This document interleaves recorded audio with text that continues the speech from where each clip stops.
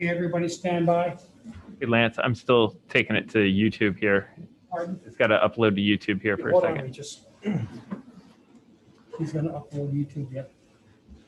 Okay, everybody stand by. Hey, Lance, I'm still. There we go. Kill that. There. It'll echo on the playback. So Jim get the deal.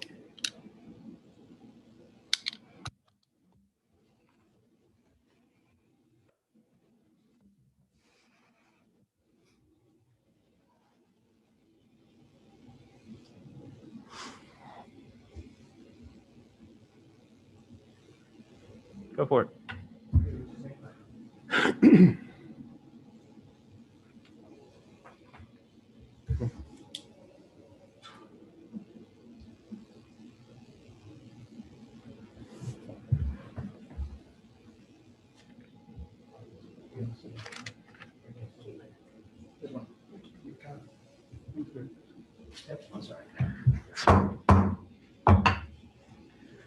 County and City Council for April 12th, 2021 is now in session. Roll call, please. Council President, Mr. Arcaro, Present. Mr. Emery, Here. Mr. Goff, Here. Mr. Kozeski, Here. Mrs. Ledford. Here. Mrs. McVoy, Here. Mr. Moiseo, Here. City Manager, Mr. Hockaday, Present. Finance Director, Mr. Williams, Here. Law Director, Mr. Smith. Here. Okay, please join me in the Pledge of Allegiance. Pledge allegiance To the flag of the United States of America and to the republic for which it stands, one nation, under God, indivisible, with liberty and justice for all.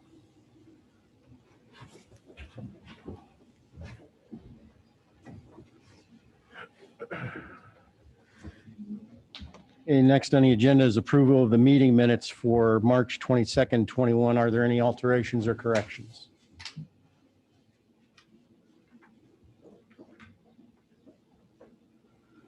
Hearing none, is there a motion?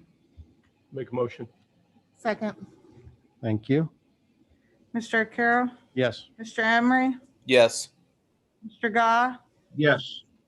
Mr. Kozeski, Yes. Mrs. Ledford, Yes. Mrs. McVoy, Yes. Mr. Moiseo. Yes. Okay, the meeting minutes for March 22nd, 2021 have been approved.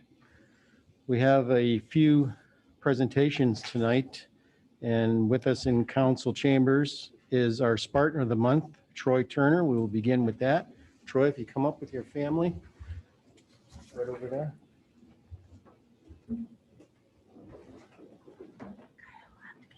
Oh, sorry. Okay, 1 second, I gotta find that. Yep.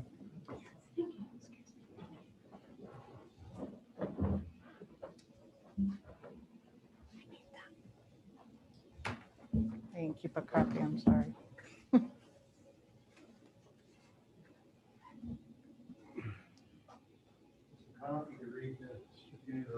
Certificate of Achievement Spartan of the Month. The Spartan of the Month for April is Troy Turner. Troy is a 10th grade student at Conneaut High School. His nominating teacher, Mrs. Emily Talbaca, wrote, "Troy is a very hardworking student who does not let challenges get in his way. He is always striving for success in his life, in and out of school. Troy always has a smile on his face and a polite attitude with teachers and students alike. Troy truly represents what it means to be a Spartan and a role model for his peers." Signed, John J. Arcaro, Council President, Tammy Ledford, Council Member, dated the 12th day of April. Congratulations, Troy. And Ledford has something for you as well. There you go. Everybody introduce your family.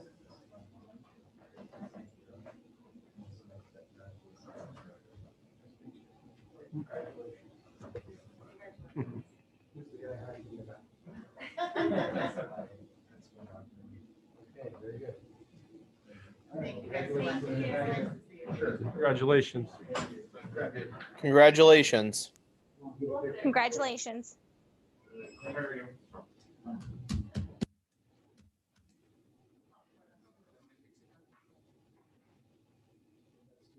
Yeah, this is good. We need.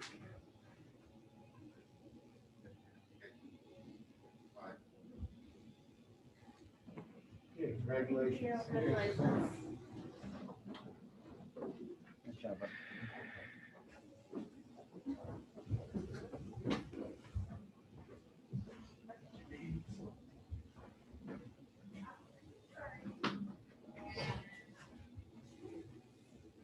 Yeah, our next presentation is our newest hire on the police department. We have Chief Colby along with the new officer, Caitlin Metzger. If you could come up, please. Chief, if you'd like to introduce her, and right there's fine.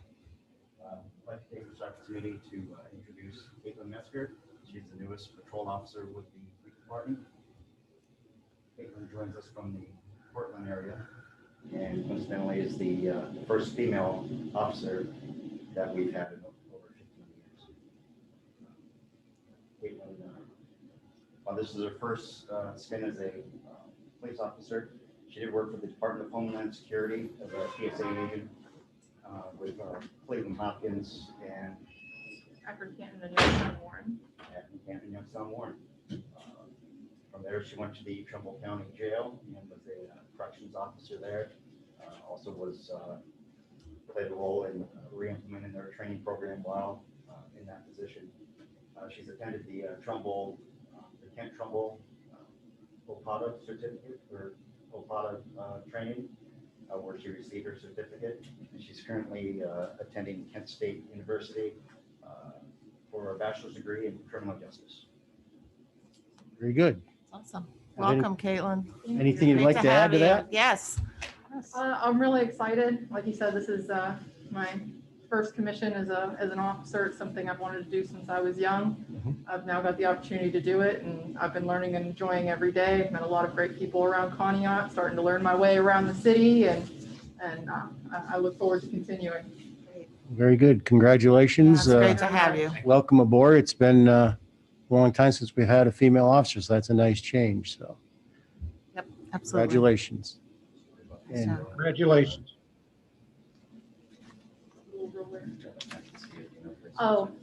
We responded to a call on my second day of training. It was just a vehicle parked in the wrong spot. But when we rolled up, there was a young lady who was outside across the street with her father, and her face just simply lit up. And the first thing out of her mouth was, "Dad, it's a lady cop." Love it. very good. She Yay. was so excited. Yep. I think we stood there and spoke with her and her family for a good, probably 15 or 20 minutes. And she was just so excited to see a female in a strong position. And it made my day. Yep, that's good. It's Yeah. great. It's definitely a missing part since back when I was on the job. So congratulations once again. Thank you very much. Welcome aboard and be safe. I appreciate it, and I will. Caitlin's in her first part of field training, which is a 3-month process. She's currently assigned to Shadow Patrolman Joe Shore. And then from there on, she'll move on with 2 other officers, at which time she's shadowed by the field training supervisor, determine if they're ready to be released on their solo patrol or if any areas that need correcting. But that's the initiative. Okay, good deal. Thanks for coming up. Welcome. Thank you. Yeah, It's Congratulations. great to meet you. Congratulations. Oh, picture?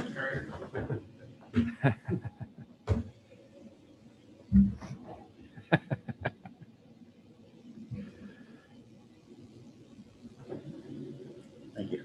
Thank you.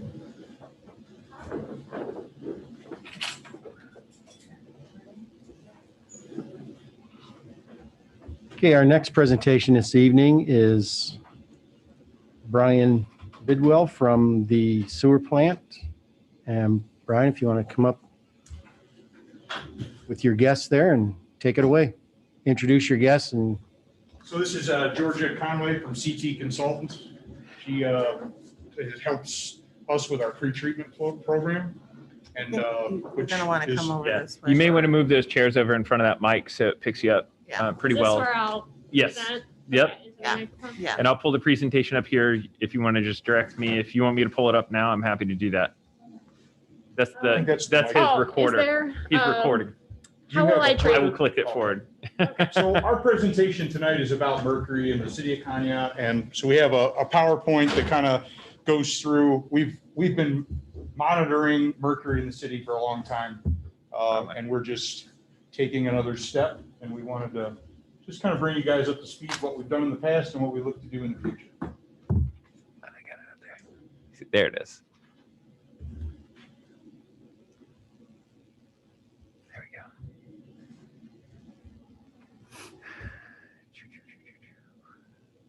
Sorry, my eyes are just not as good as they used to be. There we go.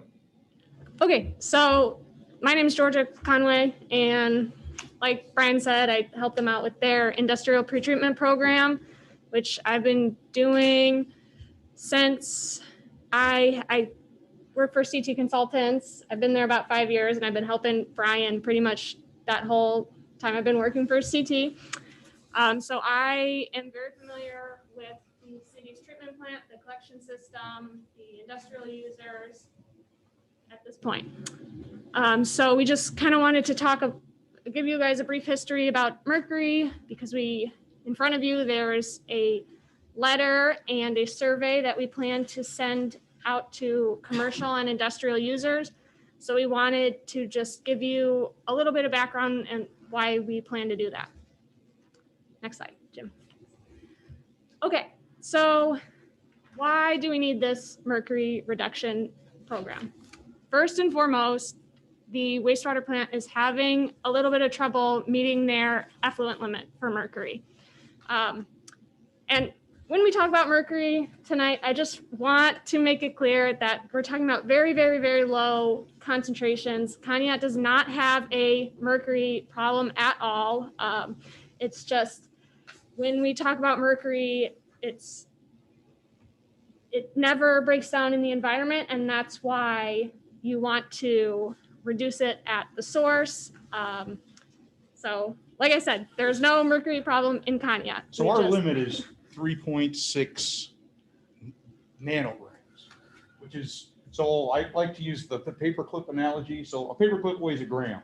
So what we're talking about is this paperclip divided into 1,000 pieces, and one of those 1,000 pieces divided into 1,000 pieces. That's how small amount of mercury that we're talking about. So it's not pounds or anything like that. It's so small, it's very difficult to find a source, and so we're searching just for this small amount of mercury. So anyways, go ahead. Okay. So why can't we treat the mercury at the plant? Well, because you need really expensive treatment technologies, basically. EPA has estimated, and this is a published number, that it would cost about $10 million to remove 1 pound of mercury from the wastewater. So it's always a better idea to remove pollution from the source rather than end of pipe. That's always the goal. Next slide, Jim. Thank you. So how does mercury get into the environment? There are many sources. The big one is industries, industrial users, hospitals, dental practices. If you guys have a silver filling, you have mercury in your mouth. There's mercury in that filling. So that's one example. Schools, homes, auto body shops. There's a lot of potential sources that it can come from. And once it ends up in the environment, it stays there. It converts to methylmercury, which builds up in the tissues of animals and humans. I know we've all been told to limit our fish intake, and that's for this reason. And exposure to methylmercury can have long-lasting health effects, especially on fetal development during pregnancy. What type of products contain mercury? This list up here is the tip of the iceberg. So batteries, fluorescent light bulbs, thermostats, thermometers, tilt switches, relay switches, lots and lots of potential sources for mercury. Okay, so what are the goals of the program? First, the first step, we want to identify all, and maybe that's a pretty big goal, so at least most, or start to identify the possible sources of mercury within the collection system. And that's what we're focusing on tonight. That's why we're sending out the letter and the survey, is to start that kind of daunting task of identifying all sources of mercury. Once we do that, we want to take that next step and try and reduce mercury within the collection system, within the community, work with our industrial users, work with our commercial users, educate them, maybe do some site visits, and try and reduce some of those sources we identify. And then the last step, this is the big one. We want the wastewater plant to be able to consistently meet their discharge permit for mercury. And again, very, very small concentrations of mercury. Their discharge permit is 3.6 nanograms per liter. So going back to the paperclip, you divide that paperclip into a billion pieces, it's 3.6 of those pieces. That's the concentration that they have to meet. Okay, so EPA method 1631. On June 22nd, 1999, the EPA approved a new method for measuring low-level concentrations of mercury. So prior to this method, the lowest level you could test for mercury was 0.2 micrograms per liter. Now they have this new method, and you can test down to 0.2 nanograms per liter. So we started out being able to test 200 nanograms per liter, now 0.2 nanograms per liter. Okay, next slide. Once again, another analogy, we talked about the paperclip. What's 1 nanogram per liter? It is 1 single drop of water in an Olympic-sized swimming pool. Just to put it in perspective, how, what levels we're talking about.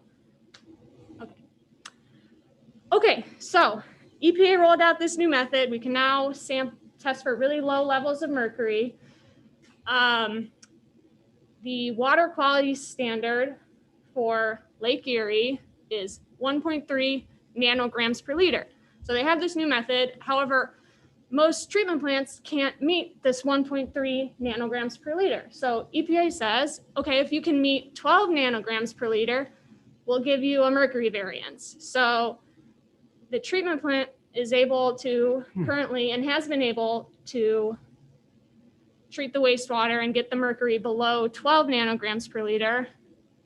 So EPA issued them a discharge limitation of 3.6 nanograms per liter. So that number is just based on what the plant was able to do So at the time. historically, they look at our historical values, and then during the permit cycle, they look back and say, okay, you were able to consistently achieve this number, your new limit is lower.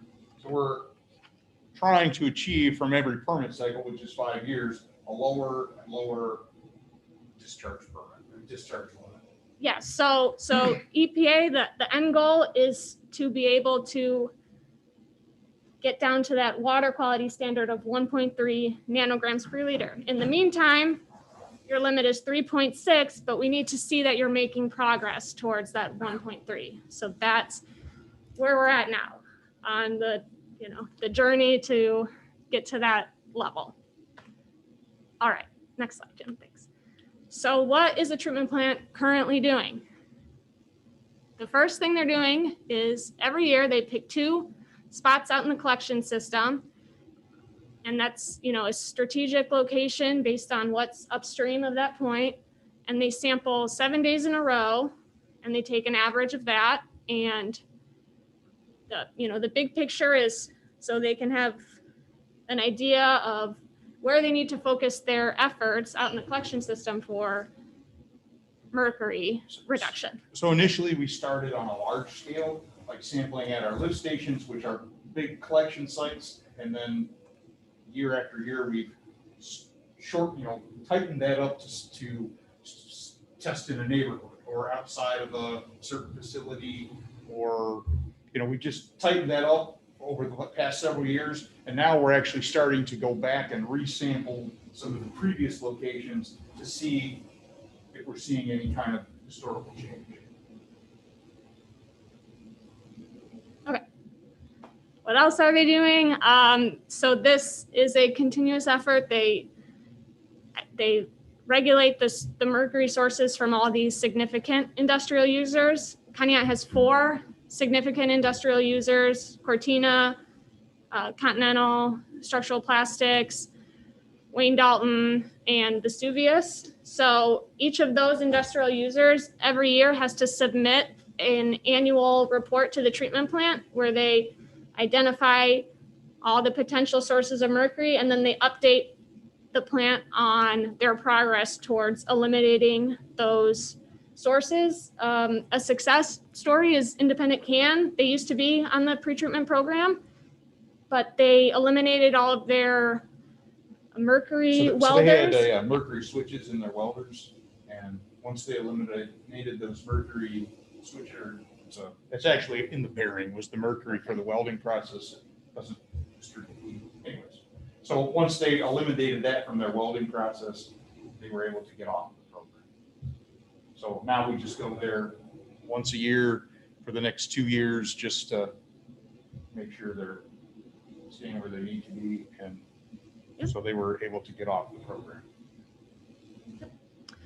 All right, other efforts, the plant, they keep an inventory of all potential sources within the collection system, lift stations, the treatment plant, and they update that annually based on what sources have been removed. I think at this point, pretty much. So there's no known sources at this point. Right. But that's the reason we keep continuing forward. Things change. People start new processes, don't know. So currently we have known sources of mercury. The other efforts, the treatment plant, they actually collect mercury waste at the plant and dispose of it properly. Brian has all the manifests. So we have drums and 5-gallon drums, and then we actually have tubes for collecting fluorescent light bulbs.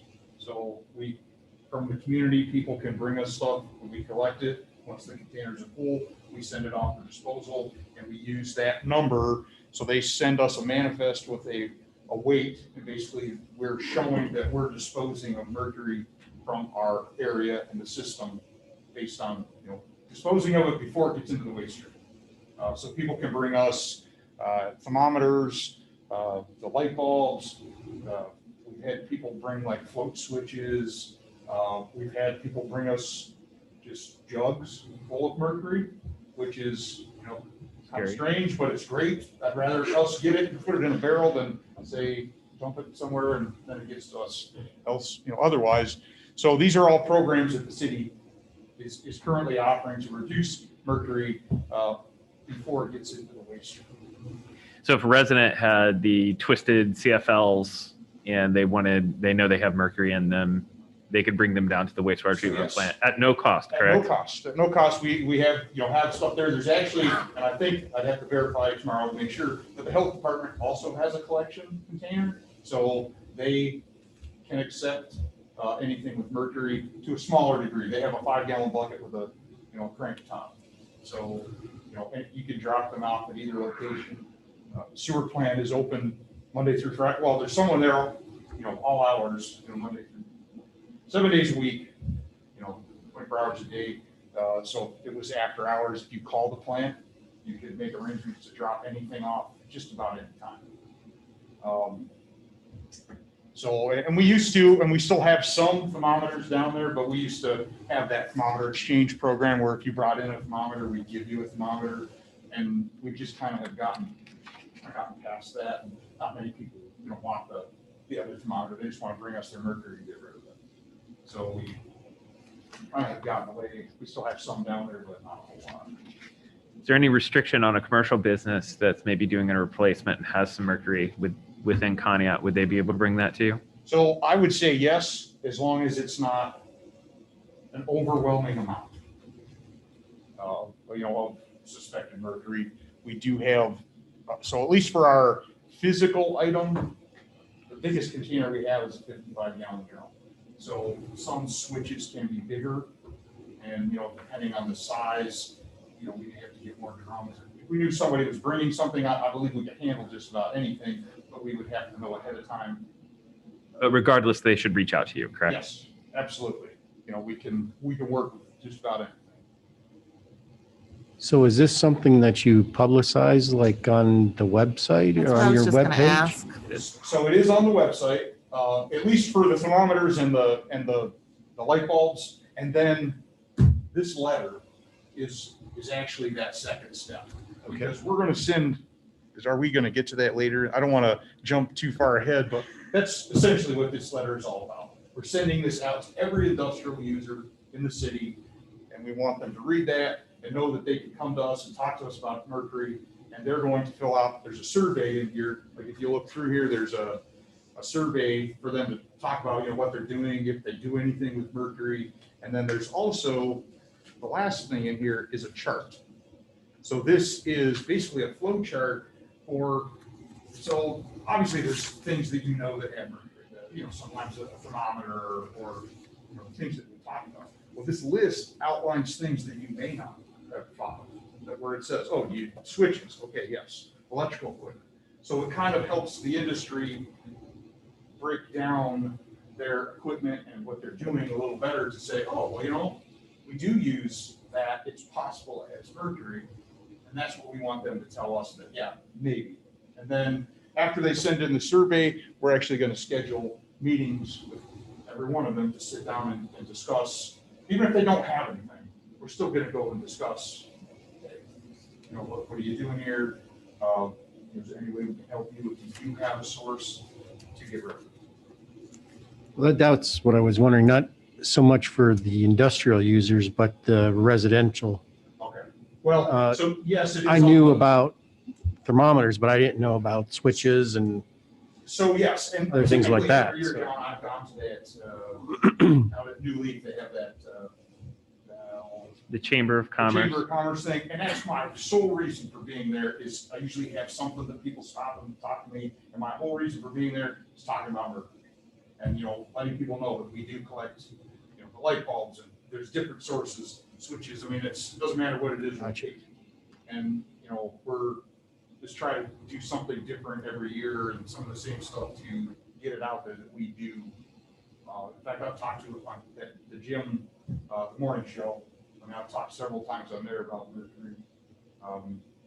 You also have some advertisements around So town. yeah, on the table, we got some tables where I know they're at Rainbow for sure. And anytime they offer that, we try to put a little thing about mercury exchange on those tables or, any way we can get it promoted, we will. So if you have a different idea, maybe that we just haven't thought about it. Anything we can do to promote our mercury program, we want to be doing that.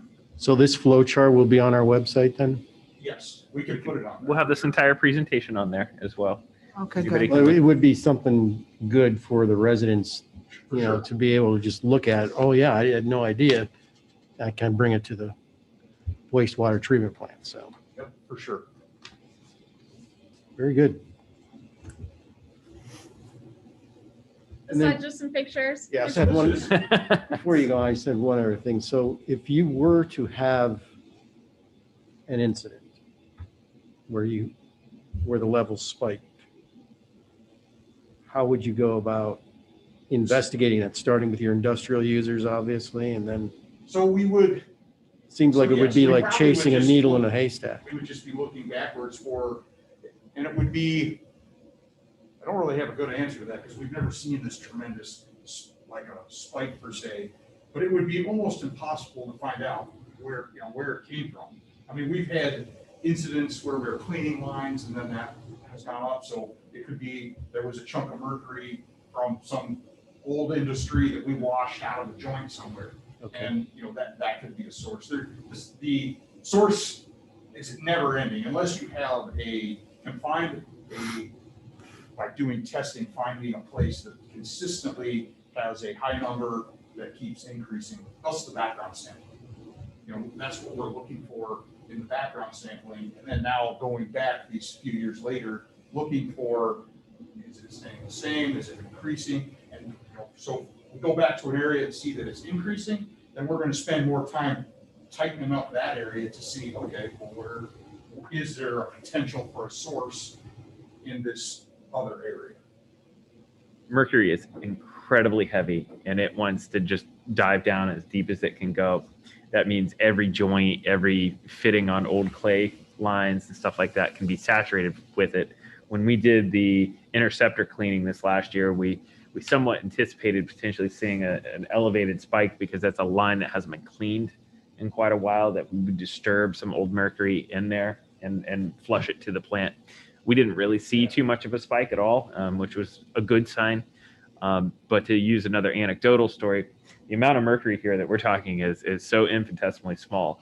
However, if we had a large event, and we had a very weird and random event where we discovered about a gallon of mercury in a house, and that's about 218 pounds of mercury. It had to have been one of our largest discoveries ever. It was very random. There were a bunch of other assorted chemicals in this house that was prepared to be demoed. But using the $10 million per pound method, if we had 218 pounds, that means we demo our plant and build a new one. That's essentially what that means. So keeping those extreme cases out of our system is really important. So if somebody does have something like that, the one thing we want to make sure that they know they can't do is dump it down the drain, that they should call us and we're happy to dispose of it completely free. You know, it's not going to cost them anything. Bring it to us. It's much easier and much cheaper for the entire community if we can prevent mercury from coming in the system, because getting it out of the system is impossible. Yeah. Sorry, that was a weird anecdotal Good, side. thank you. So, yeah, that was just some of the, so that's some of the equipment that we use for sampling out in the system. Sorry. Okay, this slide, I probably won't go into too much detail. It's just a map of the collection system and it's really hard to see, but the red boxes are just kind of some of the points that Yeah, so these are, Brian this sampled. is our system. Sorry, I was That's up in the okay. little.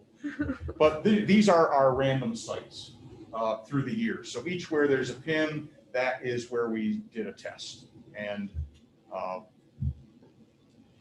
that's really all it is, just our sampling locations over the years. And once again, we do 2 spots for 7 days every year.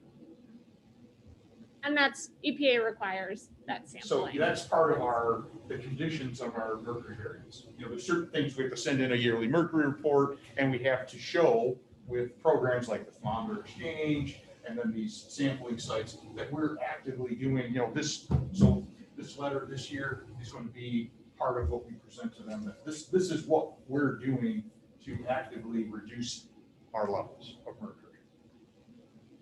Okay, this graph is great because it shows that all the efforts have not gone to waste, and you know, all the work that's put in is making a difference. That top orange line is the influent mercury concentration coming into the treatment plant. So you can see there is a slight, there's a downward trend over time. And that graph, it starts early or January 2017 and it goes until July 2020. I guess I could update that if anyone is curious to see the rest of 2020. But so mercury coming into the plant is decreasing.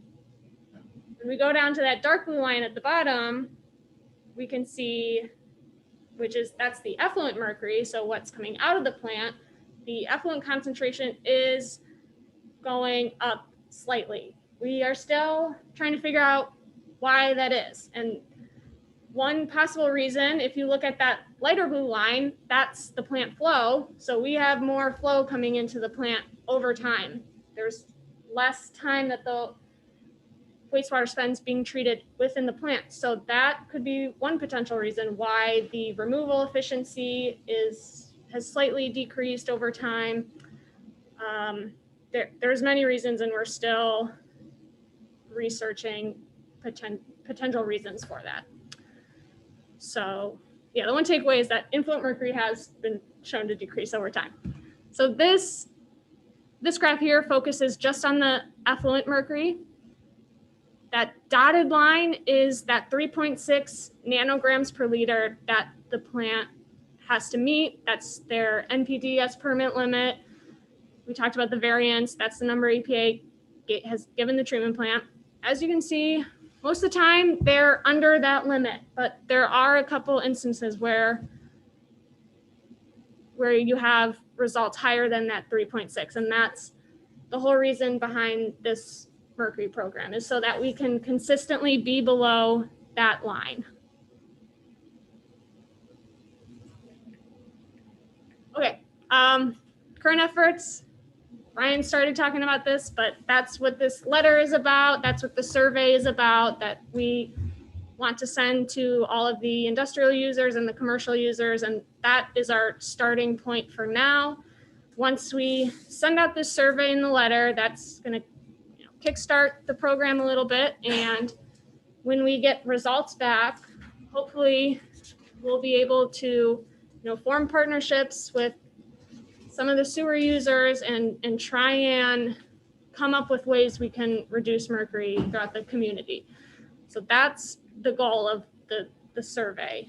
And then the end goal is to be able to consistently meet the discharge limit. Okay. Do you want to talk anymore? Thank you. So this is basically was the, just another more about the survey. So we have, and we wanted you guys to have a copy of this, so in case anyone, an industrial user or a commercial user may come to you and say, what the heck is this doing? And this is what it's all about. We're just, broadening our search for sources of mercury, and just trying to get more attention to it so that people, if they do have something laying around, I don't want anyone ever to be afraid that if you call me up and say I have this giant jug of mercury, we're not coming for you. We want to dispose of it properly before it's in the waste stream. That's really the bottom line for all of this, is to get rid of it before it's a worse problem for us.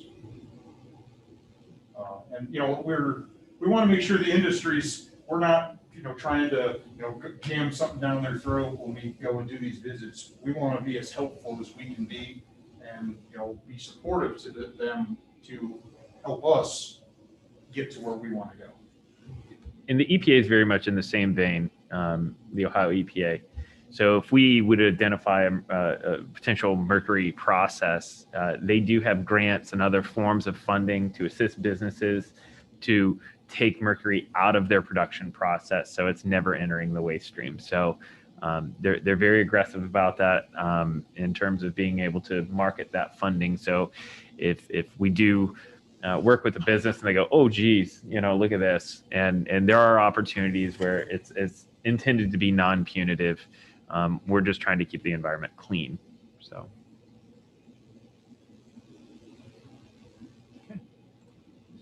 Anybody have mercury questions or questions for? How does Conneaut compare with other cities around us, like Ashtabula and stuff, as far as our numbers? I don't know that we exactly have, because the mercury variance is tailored for each community. So do you know what Ashtabula is? Not off the top of my head. So it's just their Just mercury, wondered. like ours is 3.6. As long as you have that variance, that number is somewhere between 12 and 1.3, 1.3. you know, Yep. depending on your community. So it really is based on how their plant has historically performed. And Conneaut is not alone in this. I've worked with quite a few communities going through the same issue, where there's not a mercury problem, but they're just having trouble meeting that variance that was granted to them. In Geneva on the Lake had exactly 0 industrial users, and I was there when we went through the mercury variance process as well. So it's not necessarily just an industry issue. It's about educating the residential population. There's lots of different sources of mercury that are out there, and you don't have to have industrial users to require a variance. And I think, so this variance, if you didn't, so say the city didn't try to get this variance, our limit would just be that 1.3. Is that correct? Because you don't have to go through the variance, you don't have to get a mercury variance. But So if we would have not done that, if you would have been able to meet the 1.3. Yeah, they would have then just given us that as our. yes. Okay. Is that helpful? Yeah. I just want you to reiterate the fact that we're in good, we're okay. You know, our water's okay, our drinking water's okay. I just don't want this to scare anybody. It's just we're being proactive here. There is no problem. So, yeah, We're yeah, out there trying to make it better. tighten Yeah. up our numbers. It's good now, just trying to make it better and trying to get the compliance and the help from the Yes. industries. So there is no, like, there's no mercury, poisoning or anything out. We're just Yeah. trying to do everything we can. And the only way to do that is to talk about it. Absolutely. Yeah. So, Yeah. that we're. I just didn't want someone to get a little snippet of this tonight and be like, oh, I heard that Connie. So, no, that is not the case. Okay.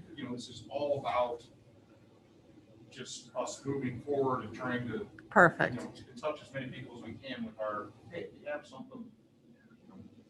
So when people bring in thermometers, I'm not a mercuryologist and look at it, well, that's not mercury, we're not taking. If you bring me a thermometer, we're taking that thermometer. If you bring me a float, we're taking that float. Yeah. We just want to eliminate it before it gets in the waste stream. Okay. Good job.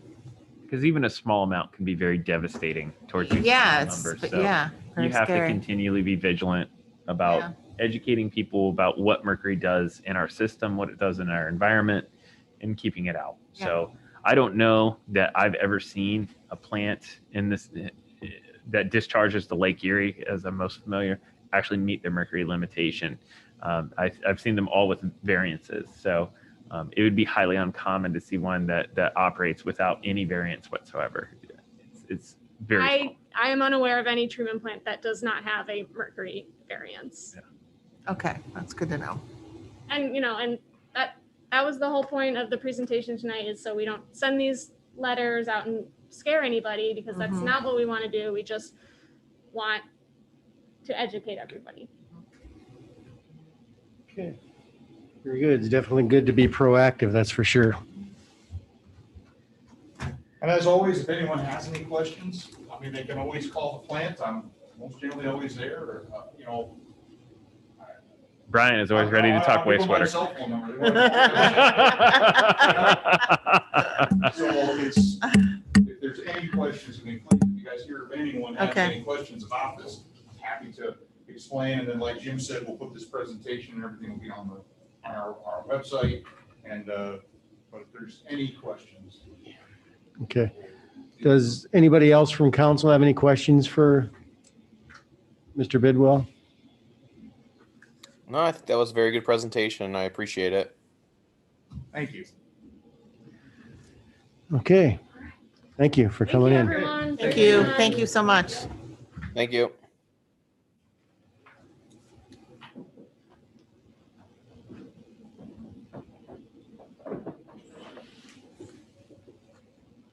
Okay, moving on to citizen comments. Does anybody have any citizen comments?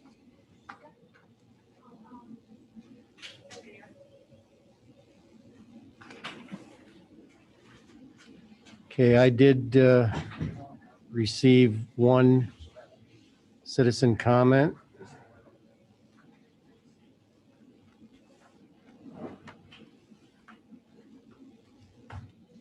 It's from Tasha O'Brien, and she states that she lives on North Amboy Road and is writing to address the issue with the train tracks always being blocked.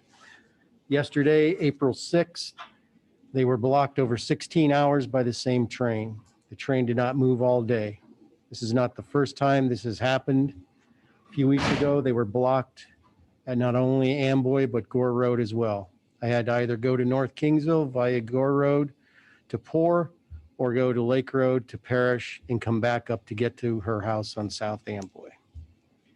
This is a huge safety concern for me and my family, and I am sure my neighbors as well. If someone needed an ambulance or a fire truck, this could result in the loss of life by having to stop and turn around multiple times to find the way around the train. I know we are told to let the police know, but this is beyond that. This needs to be addressed by city council and the city manager, and something needs to be done sooner rather than later. I've never brought up an issue to the city, but this is very important to me, and I feel that I have to. Thank you for taking the time to read this. I appreciate your assistance with this important issue.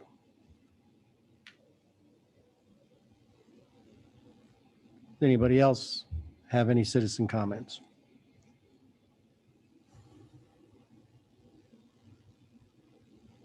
Okay, if not, communications. I have one, Mr. Ecker.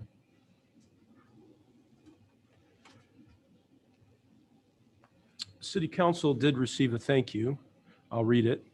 Conneaut City Council, thank you all for the proclamation. I love this city and I'm happy to be celebrating my 100th birthday here. Thank you, Elvira Anderson. So she's appreciative of her proclamation. Can you read it? So set that right there. Okay, very good. I can read it. Any other communications? I have one this evening. Okay, A Ohio EPA meeting set for the railroad replacement over Conneaut Creek dated April 8th, 2021 from the Ohio EPA. Says the Ohio EPA is considering an application for a water quality certification for a project to replace the existing railroad bridge over Conneaut Creek west of Woodworth Road in Conneaut. A virtual public meeting begins at 6 p.m. on Thursday, April 22nd, 2021, with the agency giving a short presentation about the application and answering questions from the public. A hearing will immediately follow, during which the public may submit written comments on the record about the application. Citizens who want to participate must register in advance for the meeting. If approved, discharges from the activity would result in degradation to or lowering of the water quality of Conneaut Creek, an unnamed ephemeral tributary to Conneaut Creek, and one forested wetland. Proposed degradation of water quality would be offset through appropriate mitigation. Ohio EPA will consider technical, economic, social, and environmental aspects of the project before deciding whether to issue or deny the certification. Written comments may be submitted during the virtual public hearing or emailed to the attention of Brandon Beck at epa.dswcomments@epa.ohio.gov. All comments received at the virtual hearing or via email by close of business April 29th will be considered by the Ohio EPA prior to final action on this proposal. That is all. okay, thank you. I did send that out to council in your electronic notification. I would encourage all of you to send that to whomever. That is the replacement of the Norfolk Southern Bridge over Conneaut Creek. So if you have concerns about Norfolk Southern and their bridge project, then I would encourage you to attend it electronically. I'd specifically like to make sure that those residents on Woodworth Road that will be directly impacted by this are made aware and are able to attend the meeting electronically. So we will obviously be attending here. So if somebody cannot attend electronically, they're welcome to call my office and we can either come up here to council chambers so they may attend and listen to anything. This is a very, very significant project. I don't have a dollar cost, but it will replace the 1,500 foot long bridge that spans the Gauley. It's a huge bridge. It does include replacement of the footings that are located in Conneaut Creek, as well as the east bank of that riverbed. That means they're talking about potentially putting in cofferdams around the base of those so they can be removed and a new structure can be put in place. I know Mr. Bidwell, who's on the Conneaut Creek Scenic Advisory Committee, sent it out to that entire group. And I have also sent it to the Conneaut Creek Float and Fly specifically because it could impact their direct business access to the river for their use of the river. So certainly this is one that'll be up on the website front page. And folks that are interested in listening to Norfolk Southern and hearing the presentation and its potential impacts, I would encourage them all to attend. Okay.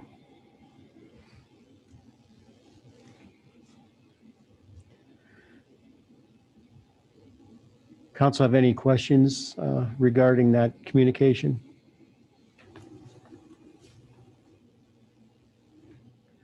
Okay, if not, we'll move on to reports of our administration, beginning with City Manager, Mr. Hockaday. Thank you, Council President Arcaro. I have a couple things to go over tonight. I want to give you your COVID update here for the week of April 12th. I want to make sure that everybody knows that we will accept anybody who is age 18 or older. Now, I want to make sure that everybody understands there are other vaccines such as Pfizer that children younger than 18 can receive. We do not have that vaccine here in Conneaut. So you would have to go to some other provider other than the Conneaut Health Department. You can go on the Ohio Department of Health's website to find the locations of those various providers for children who are under 18 years of age. We will accept anybody in our regional area right now that's willing to accept the vaccine. So that would include non-Ohioans in Pennsylvania. That would also include any other Ohioans from around the county or around the area.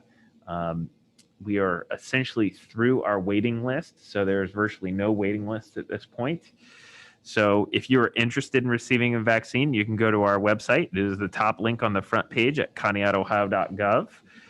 And you can also call the health department at 440-593-3087 and make that same registration. They both go to the same place. So either following the link and registering online or calling the health department.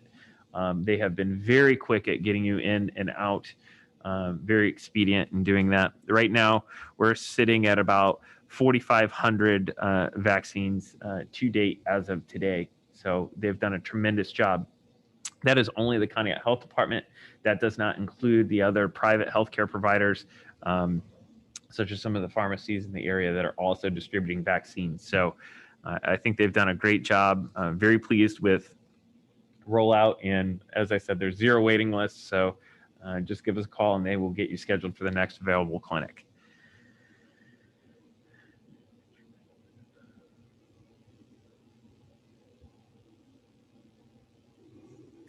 One quick note, as I sent out in an email this past week, the Route 20 Waterline Phase 2 was going to be due last week. There were several questions and some addenda that had to be issued on the part of CT. That got pushed back to a due date of April 15th for their bids. And the same is true of the Chestnut Street Stormwater Project Phase 3. That is going to be due the same day on April 15th. Our water filtration plant improvements, just so you all know where this one's hanging, it is appropriated this year. We are waiting for our final OPWC grant agreement, which we would anticipate just after July 1st. Once we have that grant agreement, that project can go out to bid and go into construction. Obviously a long-awaited project, but we're waiting on those final grant agreement docs. We may not start construction prior to receiving those agreement documents. So we are allowed to pre-design and do engineering and prepare bid documents, but we can't award contracts or move forward on construction until we have the grant agreement. So the design is complete and we are just in a holding pattern until we receive that, which we anticipate in July. Our ODOT PID 98903, that is several different projects that is going to have its pre-con later this week. Once we have a final MOT submission from the contractor, we will probably do a public meeting as well as notify any potentially impacted commercial partners and kind of do some public awareness of the various route closures and modifications to traditional traffic patterns in the area. As you've seen, Dominion is out there trying to get their residential gas line out of the way of this project in advance of it. It's a significant project unto itself, so please be mindful of the speeds that you use through there. It is a construction zone, so make sure that you're slowing down and being mindful of the workers that are out there. I think they've done a decent job on MOT. There's a couple things we've asked them to tighten up, particularly when they're not there, in terms of the lane separations. So I think they're going to continue to do that, and that'll probably be active for at least another 3 weeks It'll be an active construction zone for the gas line. 221 building rehab, that is the building through our back parking lot. We are going to be working on that.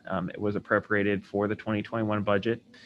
We entered into a design build contract for the preliminary kind of, I would call it the pre-phasing of the bid for design build. So this is basic pieces that we're looking for on the building. There are obviously several proposed tenants and occupants. There will be a survey process that we'll go through with those potential co-tenants, such as the Conneaut Municipal Court, and look at their needs and needs assessment, and that will go into that biddable package. So I anticipate an initial plan 4 weeks from now, and then we'll have surveys and interviews with those other potential occupants, and then they'll render a final kind of package that'll be ready to be bid. So that project is moving forward. We did have our second Conneaut Harbor meeting the other week. We will have our third this Friday. So we are looking forward to that. That is ultimately going to be hybrid. So some you can come in person, or I can share a Zoom link.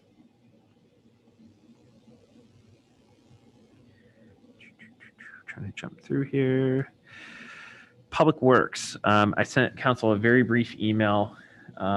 As you all know, we have a stockpile of grindings from our past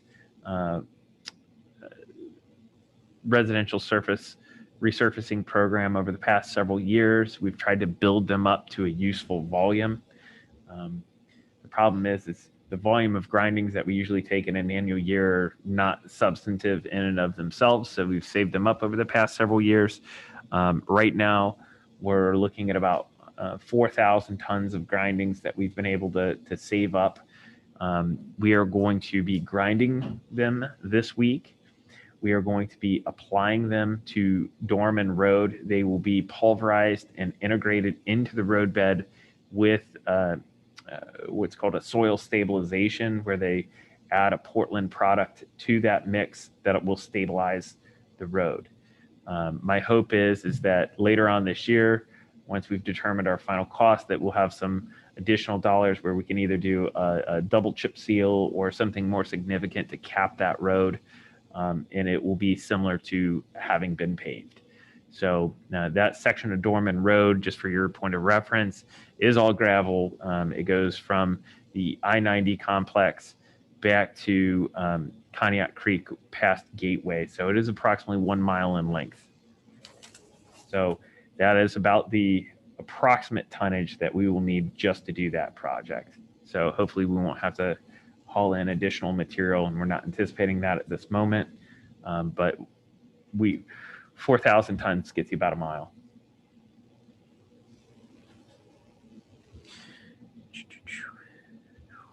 Water filtration and distribution. I know we discussed this at a work session, but we have a little backlog of meter replacements that need to occur.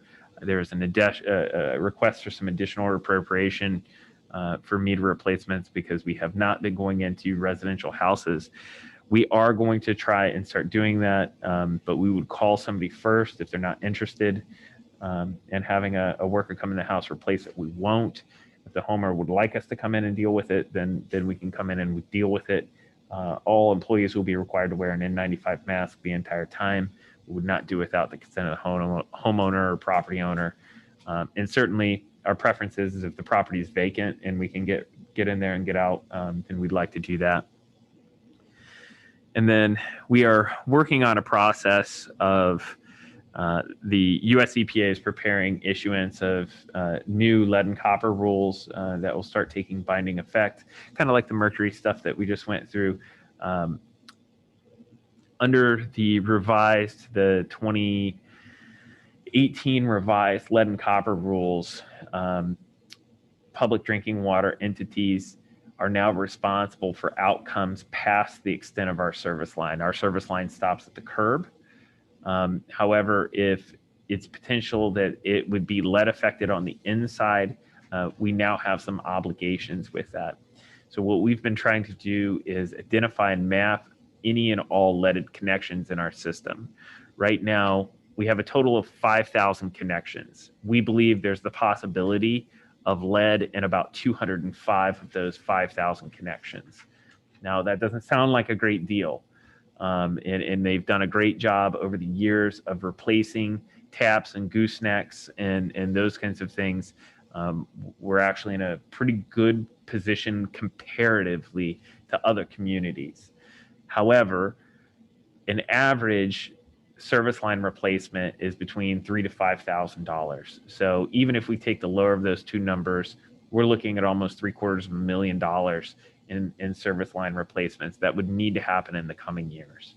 So we are working towards that. I appreciate Mr. Skip Insman, who's the water distribution manager. He's been doing that work. He's also working on inputting it into a GIS model. And at some point later this summer, I'm hoping we can have Rich and Skip up here to go through that information with council, discuss what those potential costs are, what potential funding opportunities are out there for the community to replace those.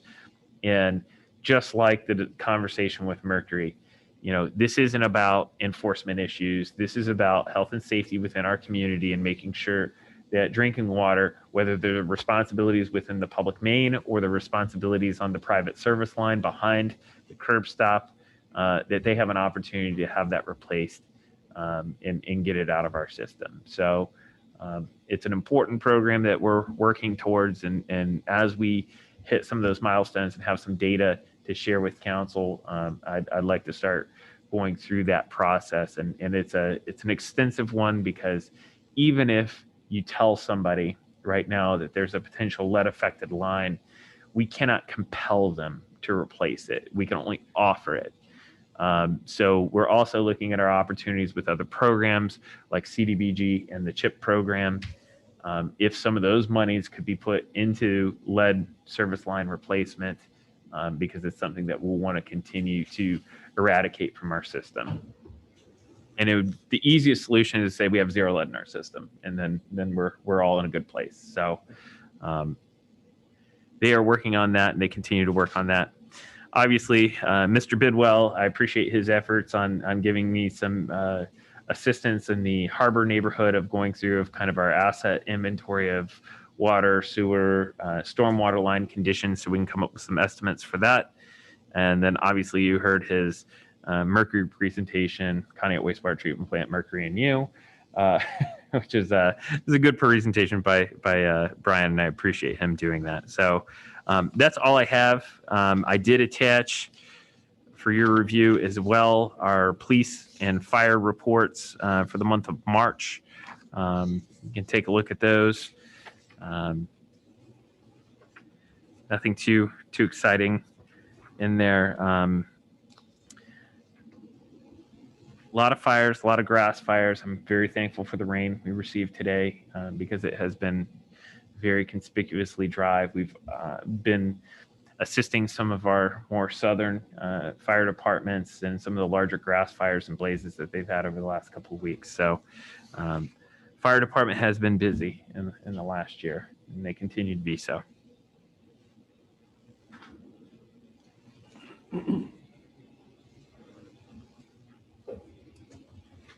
Anybody have any questions for the city manager?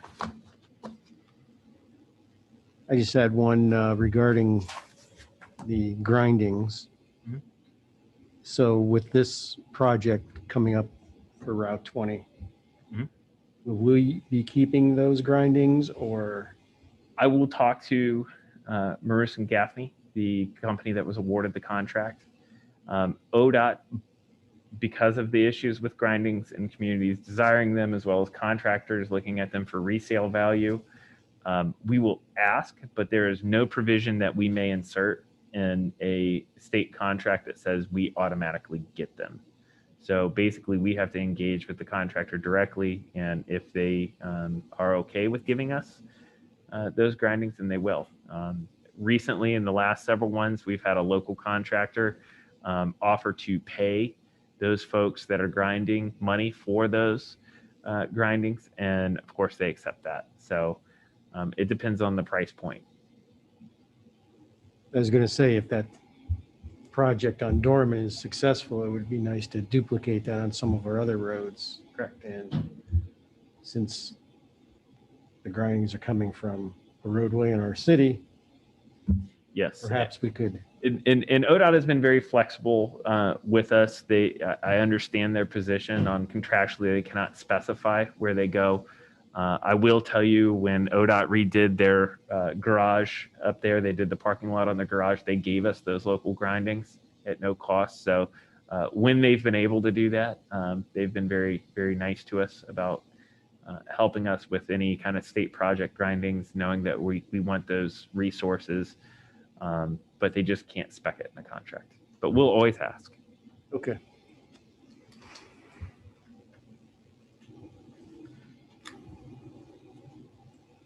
All right, if there's no other questions for the city manager, we'll move on to the finance director, Mr. Williams. I have no report this evening.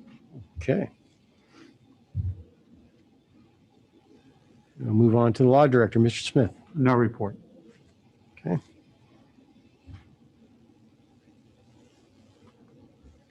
Yeah, it brings us to reports of our standing committees. Does anybody have a committee report?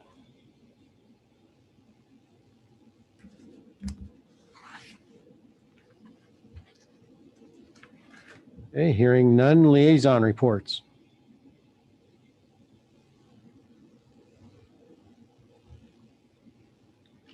Hearing none there either.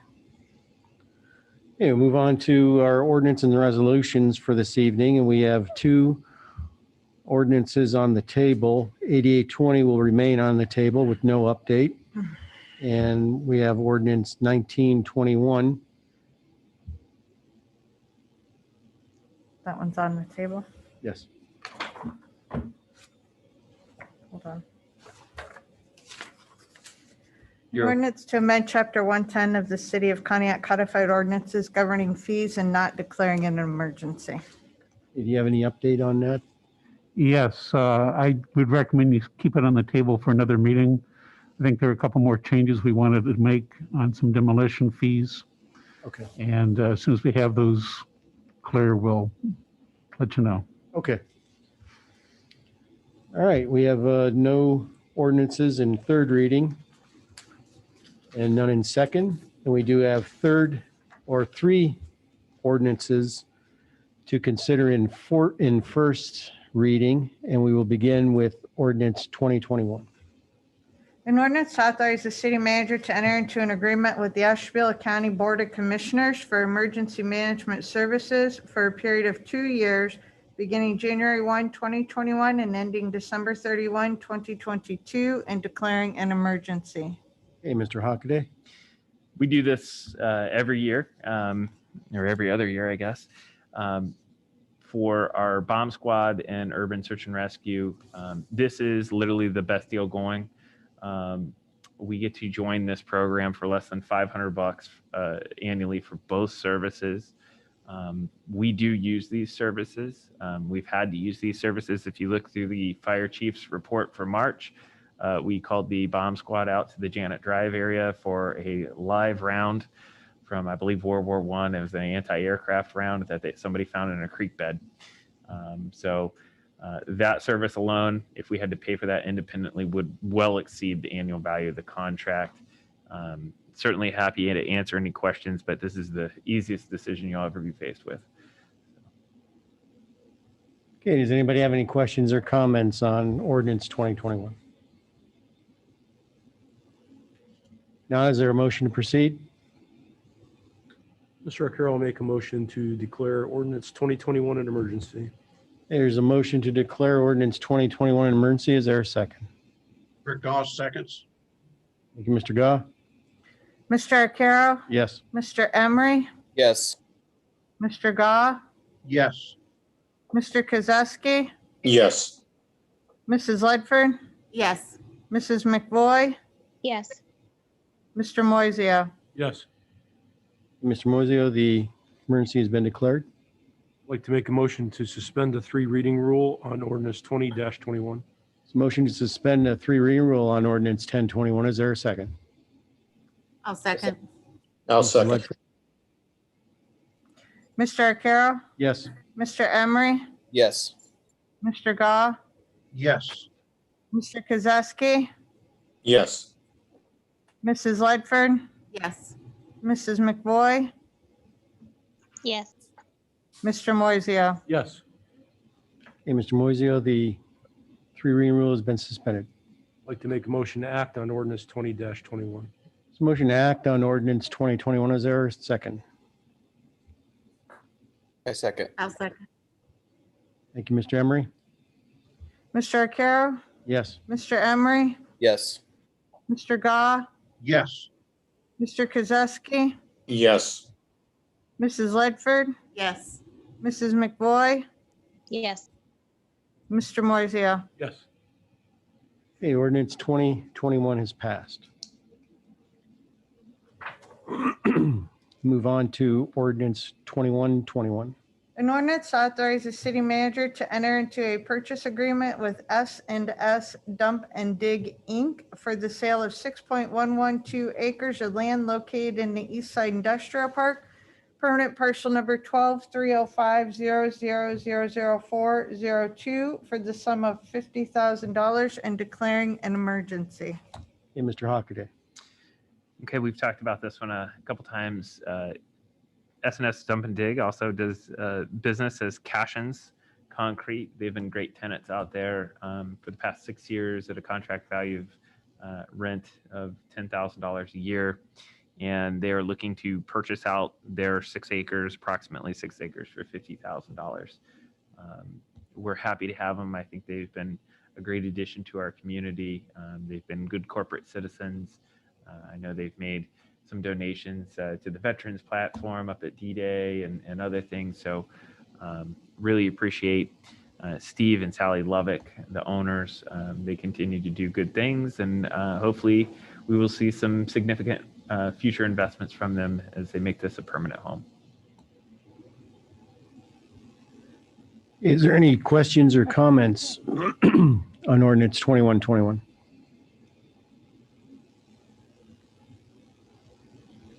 If not, is there a motion to proceed? I would I'll like make a motion. Oh, Go ahead. okay. I'll make a motion to declare ordinance 21-21 an emergency. There's a motion to declare ordinance 2121 an emergency. Is there a second? I second. Second by Mr. Emery. Mr. Arcaro? Yes. Mr. Emery? Yes. Gah? Yes. Mr. Kozowski? Yes. Mrs. Ledford? Yes. Mrs. McBoy? Yes. Mr. Moiseo? Yes. Hey, Mrs. Ledford, the emergency has been declared.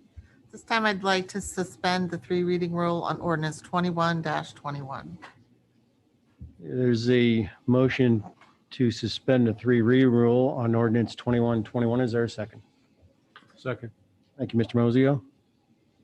Mr. Arcaro? Yes. Mr. Emery? Yes.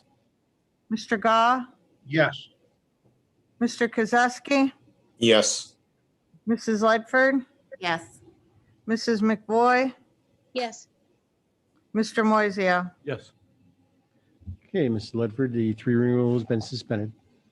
Okay, this time I'd like to act on ordinance 21-21. There's a motion to act on ordinance 2121. Is there a second? Second. Thank you, Mr. Moiseo. Mr. Arcaro? Yes. Mr. Emery? Yes. Mr. Gah? Yes. Mr. Kozowski? Yes. Mrs. Ledford? Yes. Mrs. McBoy? Yes. Mr. Moiseo? Yes. Okay, ordinance 2121 is passed. Move on to ordinance 2221. An ordinance to amend the 2021 budget through appropriations in fund and interfund transfers attached here to marked Exhibit A. Hey, Mr. Williams. Thank you, Mr. Arcaro. We have some additional information or additional numbers that we have to add to this ordinance. and I don't have that information at this time.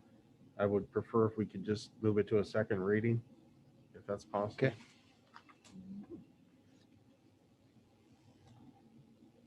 Is there a motion? I'll make motion to move the You second. don't have to have a motion. Okay, Read it, and if it's not suspended, it goes to the second reading. okay. Ordinance 2221 is now in second reading. And I'll assign that to you. Okay.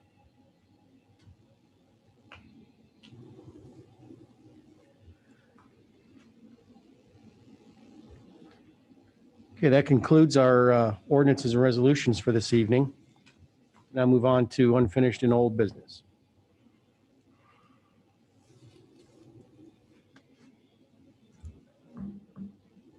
I'd like to I have one thing. Kyle, do you have any updates on what you were working for the B&B ordinance? Or do you know when we might have something to look at? I believe the planning commission, our office provided the planning commission with probably half a dozen sections or more to go through for the zoning. So what we talked about doing was doing a step-by-step, a phased-in type of approach. Right. And we brought it to their attention at their last meeting. I think most of the meeting was consumed with another planning issue, but they all have a copy of it, and I think they'll be discussing it again this month. Okay. All right. Anybody else for unfinished and old business? If not, miscellaneous business. Mr. Arcaro, I have a couple things. This is directed to Mr. Smith. Vacant abandoned residential property. I received several complaints. I know with our fee schedule we've been reviewing under Chapter 1379, are we enforcing any vacant property registration? Because we do have fees for those. Yes, we are. Yes, we do. I'm sorry, I can't hear you. Yes, we do. So we've been enforcing the vacant. Yes, we have filed charges, and I believe the city manager's office is also collecting funds. All right, for those residents that have not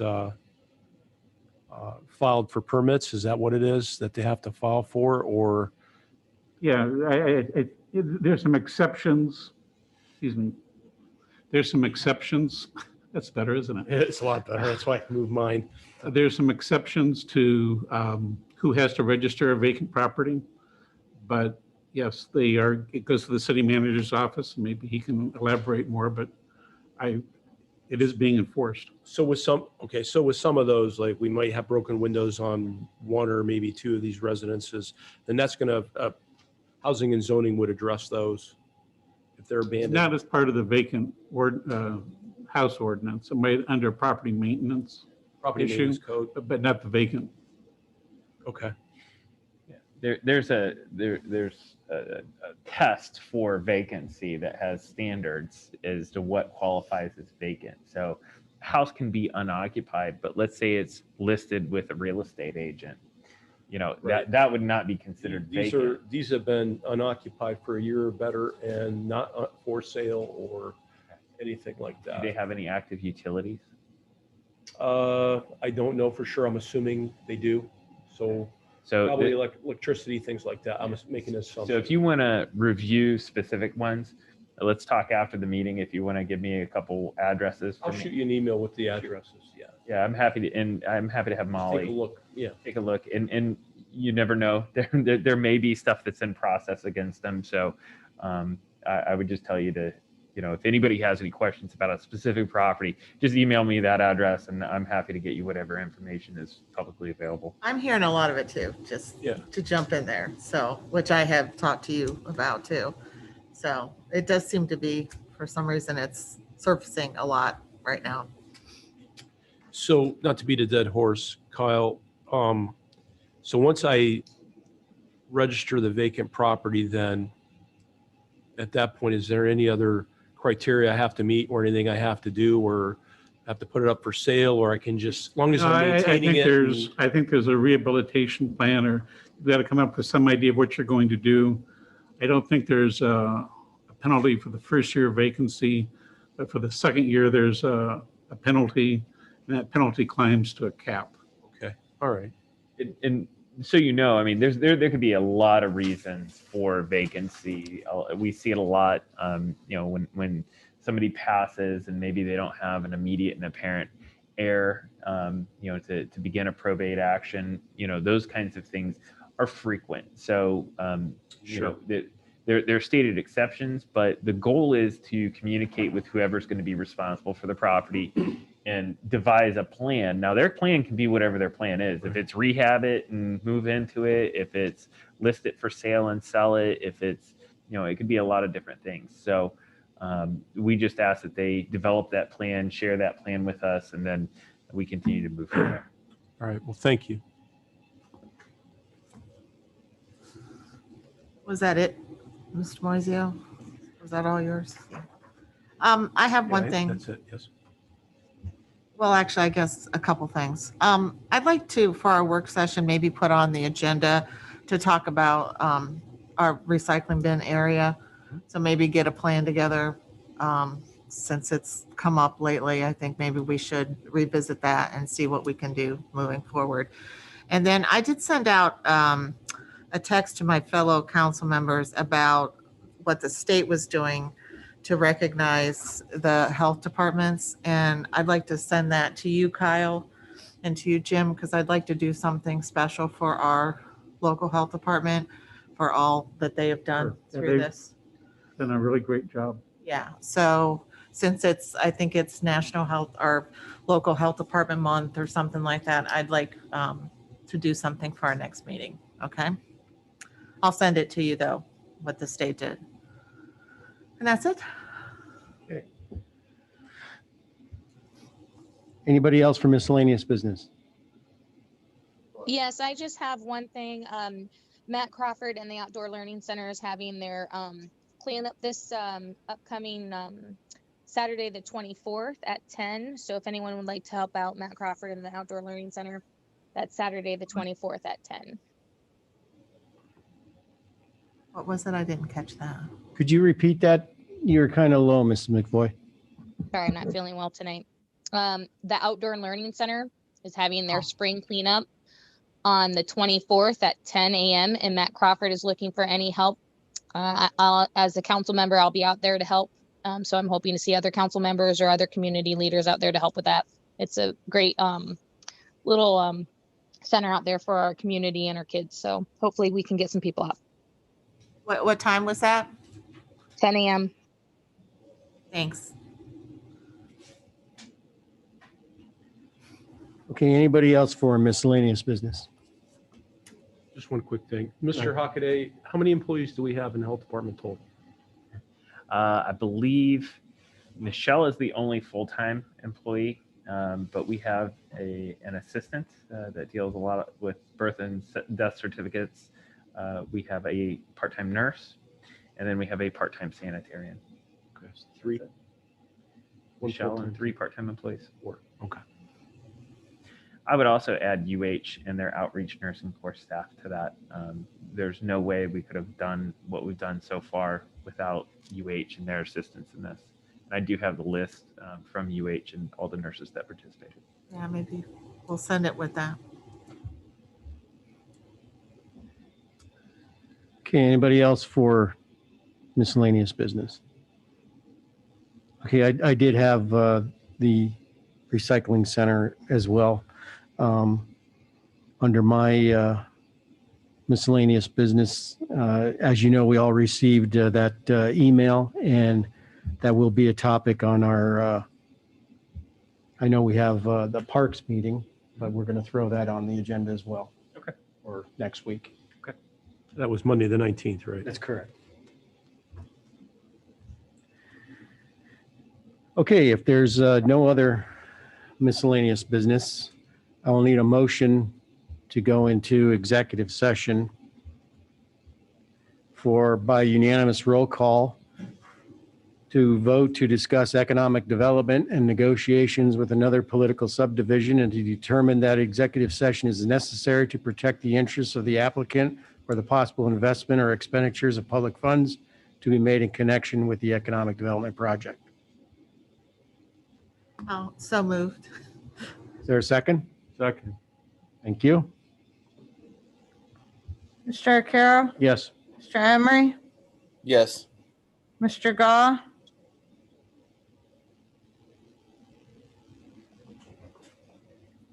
think you're on mute. Mr. Gah? Yes. Mr. Kozeski? Yes. Mrs. Ledford? Yes. Mrs. McVoy?